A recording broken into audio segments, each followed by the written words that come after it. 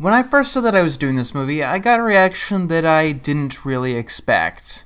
A lot of people say that they really liked this movie. And while that's fine, opinions are opinions, it made me kind of curious. This movie, the movie that most people seem to think is the worst DreamWorks film ever, has more people who say they liked it than, say, Cars 2. Then I looked into it. Shark Tale is one of the most successful bad movies of all time. It was nominated for an Academy Award for Best Animated Feature, but I don't put much stock in that. Back then, every animated feature was nominated for an Academy Award. Well, that's not entirely true. This movie was nominated over both the SpongeBob movie and the Polar Express. Yeah, I don't take the Academy Awards very seriously. This movie is based on a toy. It can't possibly be good. This movie is based on a video game. It can't possibly be better than this film, which strings together a bunch of Disney cliches into a very cliched story. It'll be decades before an animated film wins Best Picture, and it's going to be a film like Waltz with Bashir when it happens. But never mind accolades, what's more surprising is Shark Tale's profits. For what's known as the low point of DreamWorks, it was massively successful. It was even #1 in the United States theaters for 3 weeks. It was the 9th most profitable movie of 2004, and 2004 was not a bad year in film. It wasn't even a bad year for animated films, really. Not the best, but still decent.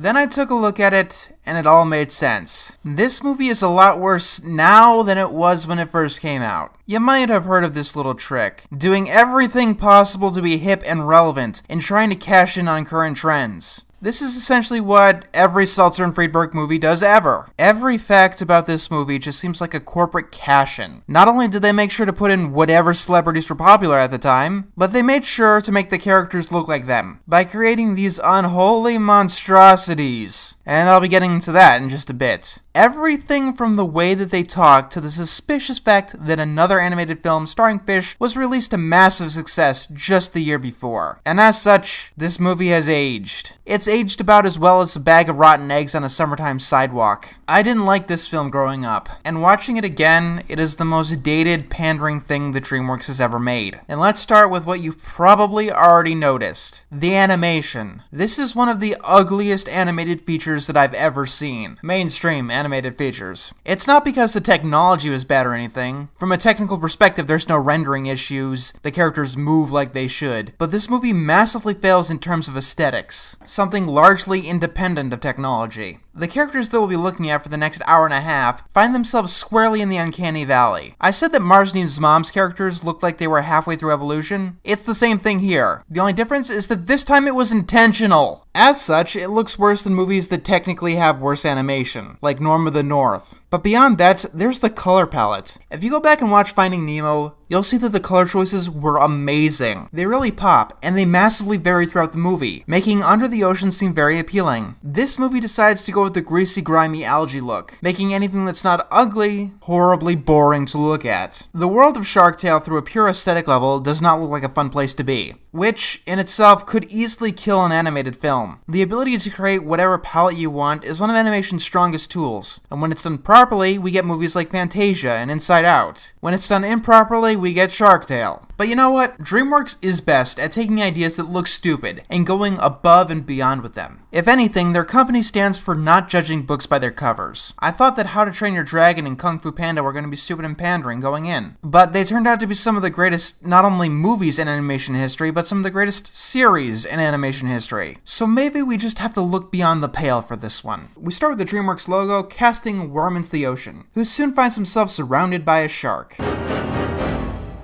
Hi, I'm Lenny. Hi, Lenny! I look forward to hating you throughout the rest of this movie, because I hate pretty much all of the characters in this movie. Because they each find themselves portraying some of the purest forms of the character stereotypes that I hate. Also, this is just a minor nitpick, but I really hate Lenny's voice. You know that thing that Adam Sandler does where he makes his voice have a weird pitch to disguise it that makes it sound god-awful, despite him being in the movie supposedly being a selling point? Get a hold of yourself, man! This is no time to act crazy!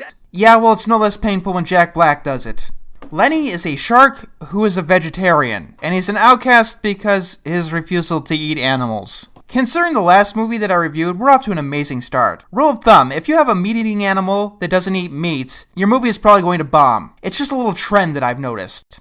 Hey, you want to play a game? It's called Count the Product Placements. Literally 2.5 minutes into the movie and we get this screenshot. And then we get introduced into the movie's world. Okay, we're gonna talk about the first major problem with this movie. I know I'm jumping the gun a little bit, but it's a big problem that's gonna continuously come back throughout the entire movie. While watching this movie, I was constantly asking myself, why was this movie set underwater? Okay, I know why, but what story purposes did it serve? What did they really do with the world? Besides these stupid fucking puns. Good morning, Southside Reef. I'm Katie Current.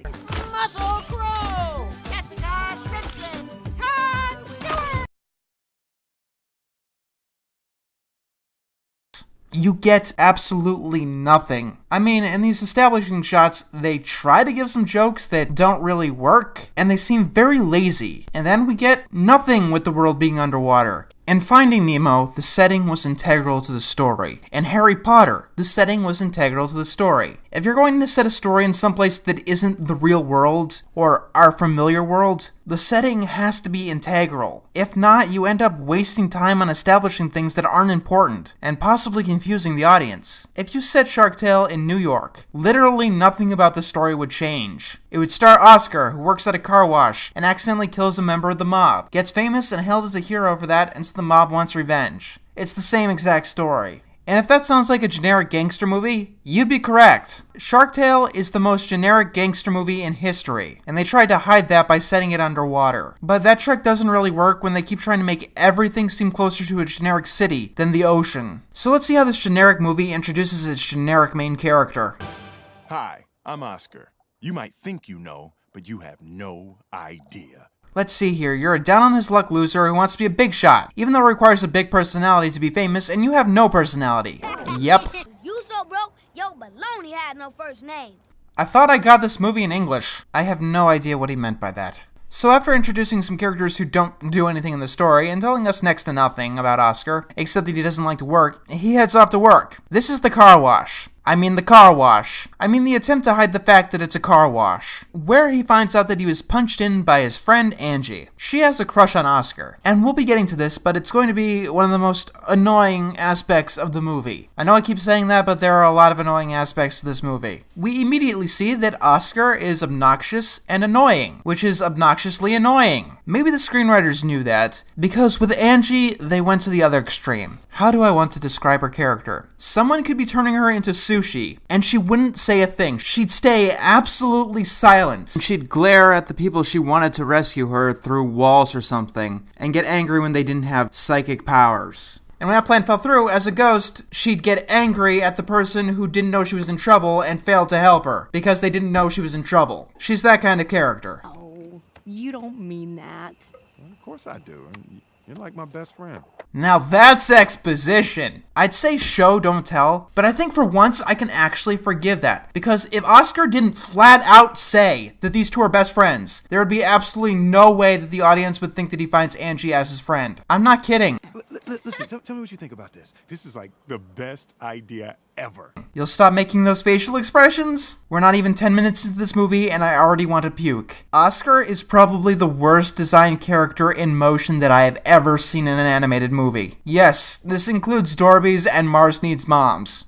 And Oscar goes to do his job, but not before giving Angie another product placement. And then he reminds Angie that she's still on hold. The hold that he put her on just so he can get out of work, which he was late for already. Guy's wonderful, isn't he? Then we see the Sharks, where he's intimidating the boss of the imitation car wash. Now you and me, we worked together a long time. Please. That I've lived my life for my sons, raising them and protecting them. I'm also 42 years old, my blood type is AB negative, I ate tuna for breakfast, and the writers don't know jack shit about exposition. Hey boss, big butts.